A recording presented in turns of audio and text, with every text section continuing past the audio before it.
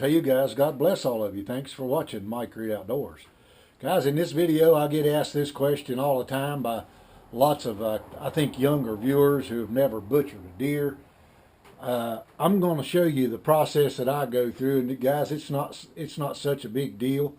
I don't cut my deer up into steaks. In other words, I don't take the hams of the deer here.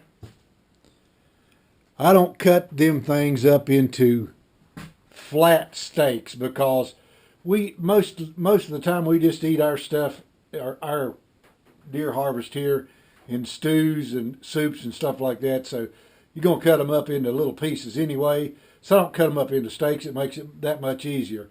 So what I'll do is I'll take a shoulder off of this deer, and then I'll set the camera up and show you how I just cut it up. What I'm going to do is I'm going to cut it up into cubes. I'm going to fill my little kettle up. Then I'll take it upstairs to the house, and I will put it into plastic bags, put that in the freezer, come back and do the same thing over and over again. So basically that's what I'm going to do. We're going to cut up this deer. Got your shoulder here. And of course, I will show you how to take the back straps out of the deer. Make sure everything's sanitary. I've got my old cutting board here. I've took some Clorox this morning and I've Cloroxed the thing down. Same with the gloves. Here are the knives that I'm going to use to cut it up with. I got a couple of Case XX butcher knives I've had since 1977 and an old hickory boning knife that I've had for about the same length amount of time. I also have a sharpening stone in case I need to resharpen. Here's the pot to put the meat in. So the first thing we'll do is we'll take a shoulder off of that deer.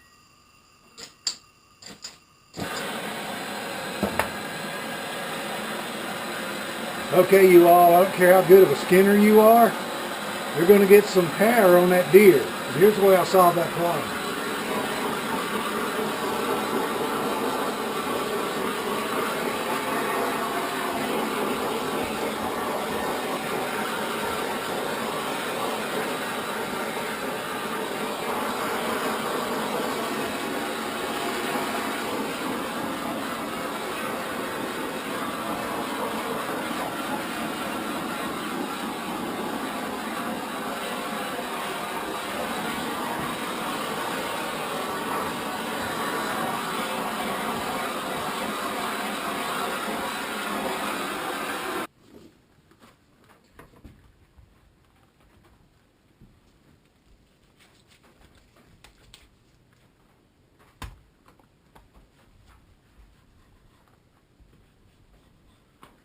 Meat's really nice and cold now, so it's a whole lot easier to cut up, you guys, when your deer has. This deer's been hanging there now for about 2.5 days, maybe a little longer. So it's easier when it's cold to cut up. You can hold on to the thing easier. And like I say, I don't go into no particular process about this because this gets made into stews and everything else. It's not hard to do.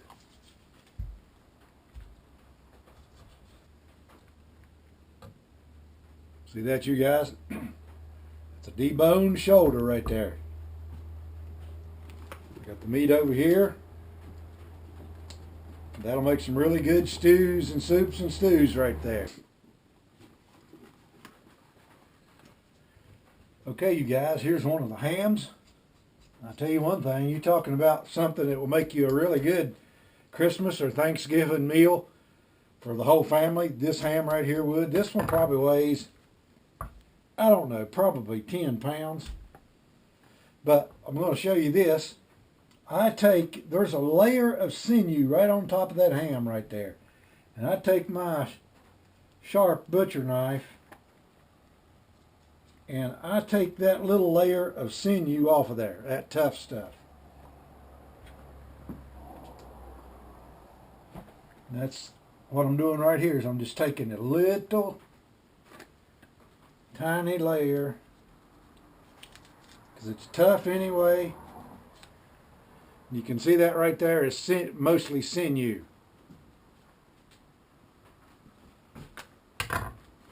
Alright guys, I'm going to try to give you a shot here best I can.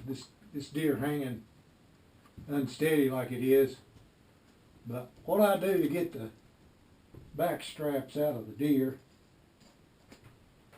is I cut right down the backbone right there, just like that.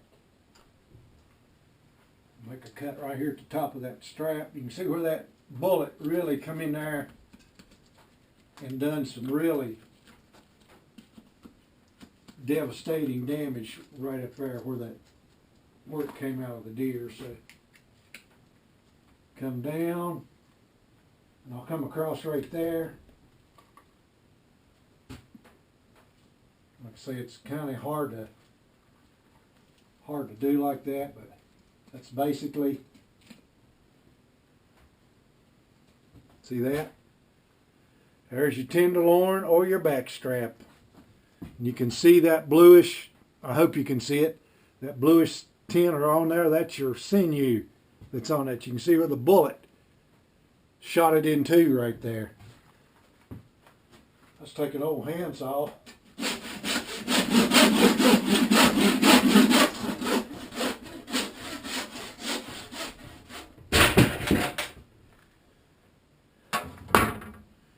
And I'm not going to keep any of the ribs or the backbone or anything off of this particular deer right here. All I'm doing right now, guys, I'm going to harvest the neck of the deer. I've got so many backbones off of the other deer that I've killed that I really don't need to save that particular stuff right there for bone broth. I've got piles of it in my freezer already, so I really don't need to. Okay, you guys, here is the neck roasts. I cut them up into chunks. I've got 3 nice pieces of meat right here. And what we do with them is we cook them down in the crock pot really till they're really tender, or I use my Dutch oven and cook them down. Then we tear them apart and we make barbecue out of them. And the barbecue is delicious. That's what I usually do with the necks. Over here's the back straps. One of the best jerkies that you can make that anybody can chew up, guys, even with false teeth. This is the back strap. So I usually make some good jerky out of the back straps. Anyway, guys, hope you guys have a great Thanksgiving. Thank you for watching Mike Reed Outdoors, and God bless you. Have yourself a very great day.